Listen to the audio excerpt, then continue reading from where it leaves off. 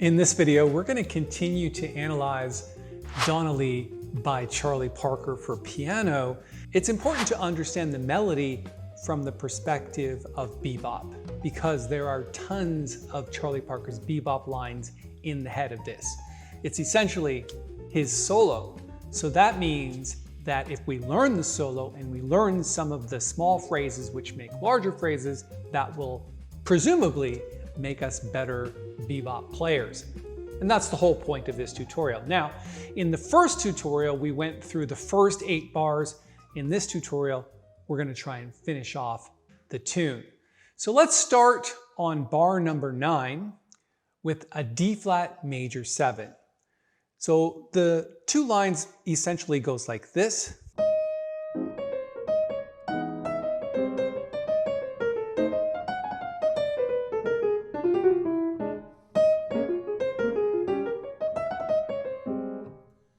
I think we can all agree that that's great bebop playing. But what's really happening? Well, I'm going to play the tune in its entirety and you can hear it all put together. I'll do that coming up shortly, but for now, let's take a look at the individual lines themselves. So in this case, we're starting on the 9th of D flat major 7 and just coming down the scale. Okay, so on the 9. So what's difficult about that? Nothing really, except for this is bebop. That's the one and that happens at the end of a phrase. Da, da, da, bebop, right? You get the idea. And then it goes like this. So it's sticking with the scale, except when you get to here, it's more like E flat 7 going to A flat major 7. So you're always anticipating the leading tones of the next phrase. So this is the destination note, which is the 3rd of the A flat major 7. So think of that like any leading tone, which is the root, the 3rd, the 5th, or the 7th, more or less the 3rd and the 7th are the leading tones, but you can approach other notes as well in the chord. But approaching those from above or below is really the whole point of bebop. Now, we could go like this. We could come from below like that, above and below. Something like that, or we could do this. But in this case, he's just descending a D flat scale. And again, he's doing the same thing here, where this is the 3rd of the F7 chord, and he's approaching that using the scale. So think of that like maybe also an E flat 7 scale descending. You could also think of it like the C7 chord, which I think is maybe even more appropriate, where we've got the flat 9 here, we've got the root, and we've got the 7th of C7 falling to become the 3rd of the next chord. Okay, so from the D flat major 7,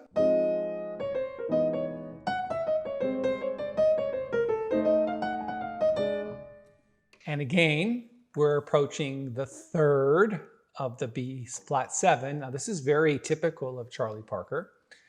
This line here, where we're going from the 3rd to the 5th to the 7th to the root of F7, and then very, very typical, you've got flat 9, sharp 9, flat 9, root 7th. Now that happens a lot, doesn't matter what key you're in. Let's go to C major. Okay, so it's always about flat 9, sharp 9, flat 9, root 7th, coming and approaching the 3rd of the destination chord. So the line from F7,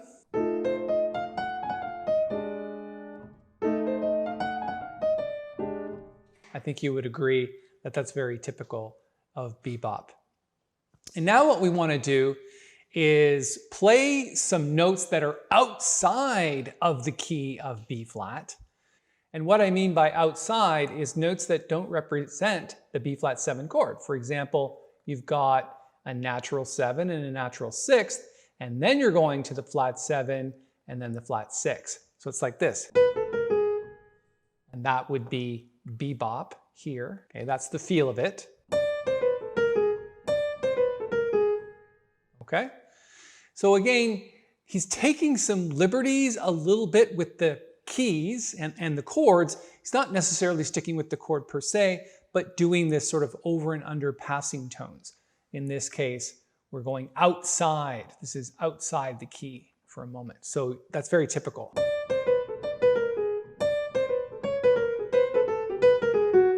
Right? Where you're sidestepping the key slightly. And then just a little riff here. Actually, it's more like a lick because it only appears one time.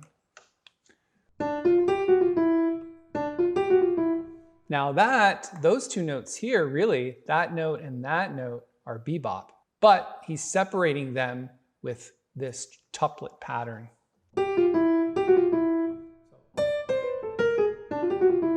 Cool. Sometimes in bebop, you don't just want to stick to eighth notes. You want to mix it up a little bit. So from the beginning on the D flat major 7 again.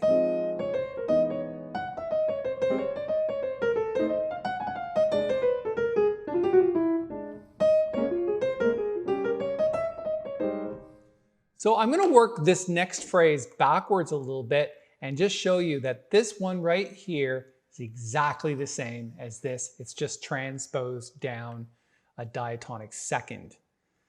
So that's really important to learn because that means that this is pretty much a standard bebop lick.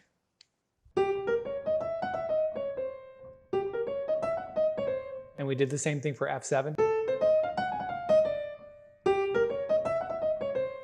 So again, there's repetition in bebop. It's a language that you must learn. A very important language if you're ever going to sound like a great jazz player. All right, let's do this B flat minor 7th chord. What's really going on here? So let's take a look at that.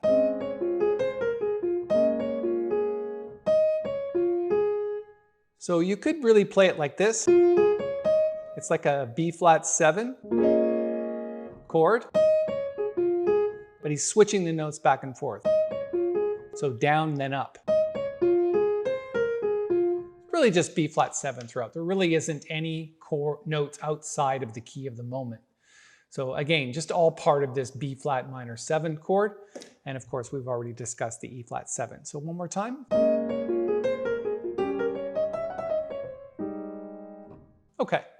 Then when we get to the next line, it's just a repeat of the first line of the tune, which we talked about in the last video.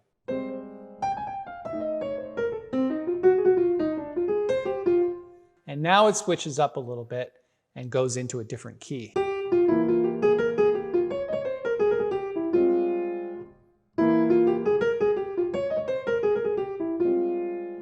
Okay, so we've just got a 5-1 in the key of F minor.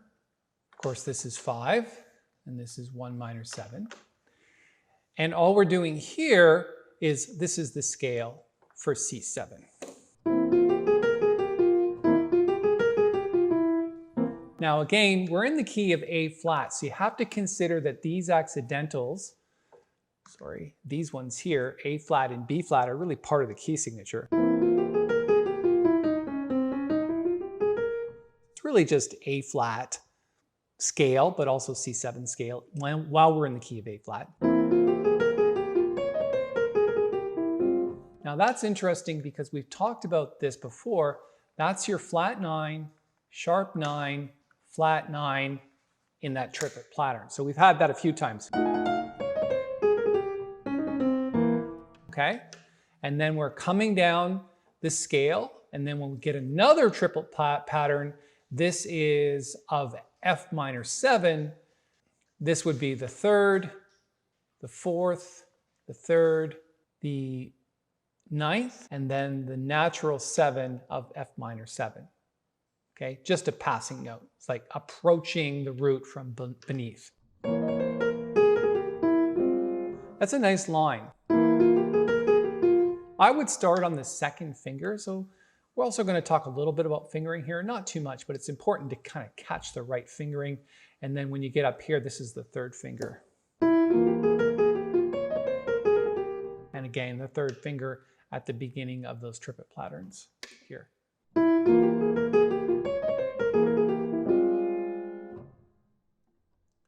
And then we're moving on to a chromatic pattern here, where we're just doing from here all the way through to here.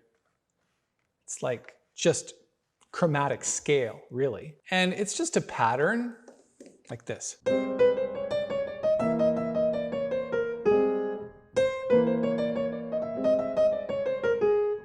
Okay? It's important to get the right fingering on that. I would say start with the second finger here. So this is first finger, second finger.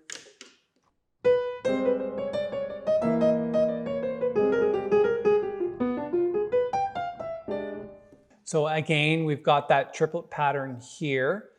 In the key of F minor, it's the third, fourth, third, and ninth, and we've had it right here. So you can just look back here, and we've had that before. So.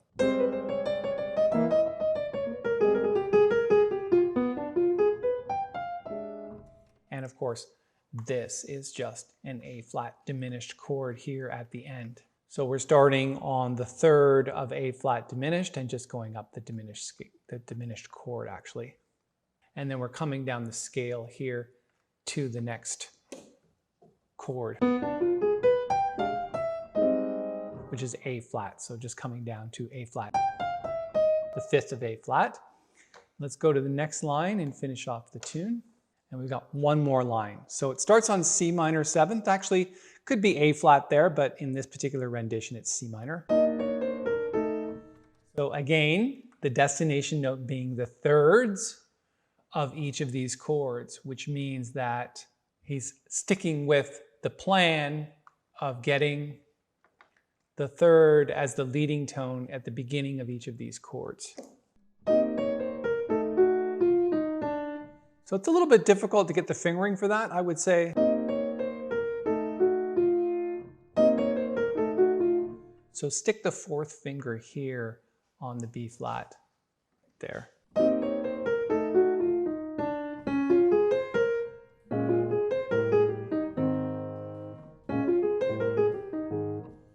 And that we've had before. So this is just the scale of C minor and the scale of F7.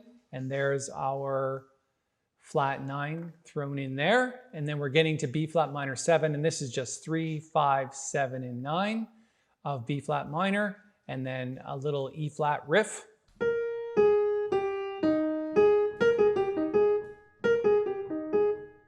And I think the tones are obvious. We've got 5, 4, 3, 1, and then to 1 of A flat major. So from the C minor chord.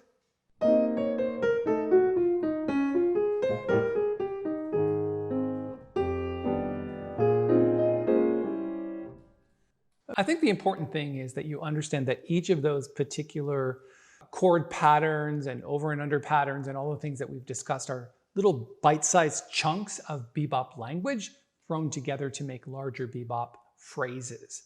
So the little, it's kind of like 4 notes is a word, and when you put 4 notes together with all of the other chords, which each have 4 notes, then you get what's called a phrase. So words make up phrases. So for example, this is a word, and this is a word, and this is a word. Sometimes when the 2 of them are put together, it's like a bigger word, okay? Now what I'm going to do now is play the tune for you. I've made a backing track with bass and drums, which you're really going to need to practice this tune because it's at 240 beats per minute, and you need that driving drums and bass together to help you practice it. So I'll stick a link up in the corner as soon as I'm done playing it, and then we'll see you in the next video. All right, let me play it now.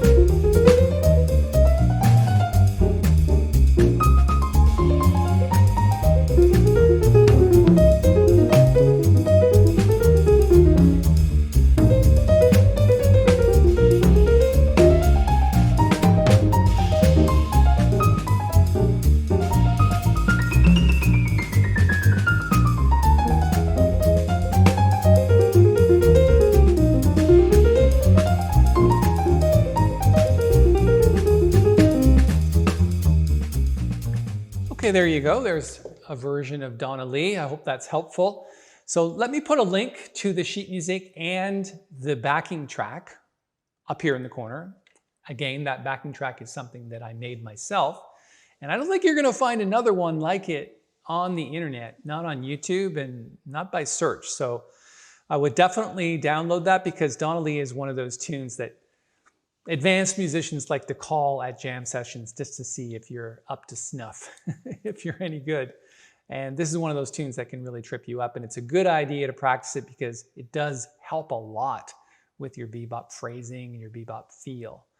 Okay, the tune's by Charlie Parker. Check it out and go download the backing track and the sheet music, and I will see you in the next video. Before you go, just give the video a thumbs up if you liked it, and if you want to subscribe to the channel, please go ahead and do that. Just hit the little bell when you do, because you'll be notified of the upcoming videos that we're making. Thanks so much for your time. I will see you in the next tutorial.